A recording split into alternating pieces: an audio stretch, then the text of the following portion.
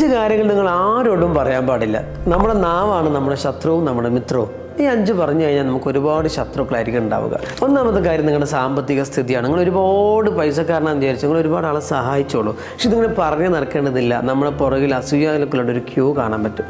ഇനി നിങ്ങളിൽ പൈസ ഇല്ല, ദാരിദ്ര്യം അനുഭവിക്കുകയാണ്, ഒരുപാട് ആളോട് പറഞ്ഞിട്ട് എന്താ കാര്യം? ആരാ നിങ്ങളെ സഹായിക്കാൻ വേണ്ടി പോകുന്നത്? ആരും സഹായിക്കാൻ പോകുന്നില്ല. പകരം അവരൊക്കെ നിങ്ങളെ ദരിദ്രനായിട്ട് കാണുകയുള്ളൂ. ദാരിദ്ര്യം ഒരു തെറ്റല്ല, പക്ഷെ ആളുടെ മനസ്സിൽ ദാരിദ്ര്യത്തിന് വലിയ വില കൊടുക്കുന്നില്ല എന്നുള്ളതാണ്. രണ്ടാമത്തെ കാര്യമെന്ന് പറയുന്നത് നിങ്ങളുടെ കുടുംബ പ്രശ്നങ്ങൾ മറ്റുള്ളവരോട് പങ്കുവെക്കാൻ പാടില്ല എന്നുള്ളതാണ്. ഏതൊരു കുടുംബത്തിലും ചെറിയ ചെറിയ പ്രശ്നങ്ങളൊക്കെ ഉണ്ടാകാം. ആ പ്രശ്നങ്ങൾക്ക് ശേഷം പിന്നീട് നന്നാവാനും സാധ്യതകളുണ്ട്.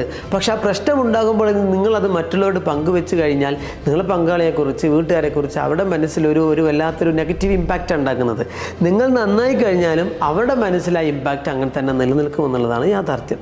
മൂന്നാമത്തെ കാര്യം നിങ്ങൾ അനുഭവിക്കുന്ന പ്രയാസങ്ങളാണ്. ഒരുപാട് ആളുകളുണ്ട് തൻ്റെ പ്രയാസങ്ങൾ കാണുന്നവരോടൊക്കെ ഇങ്ങനെ പങ്കുവെച്ചുകൊണ്ടേയിരിക്കുന്നു. അങ്ങനെ പങ്കുവെക്കുക എന്ന് പറയുന്നത് നിങ്ങളുടെ ശരീരത്തിലൊരു മുറിവുണ്ടെങ്കിൽ ആ മുറിവിനെ ഉണങ്ങാൻ നിങ്ങൾ അനുവദിക്കാതിരിക്കുന്നതിന് തുല്യമാണ്.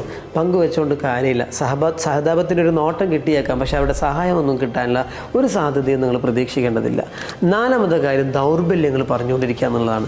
എല്ലാ ആളുകൾക്കും എപ്പോഴും ഫോർച്യൂൺസ് തന്നെ ഉണ്ടാവണമെന്നില്ല.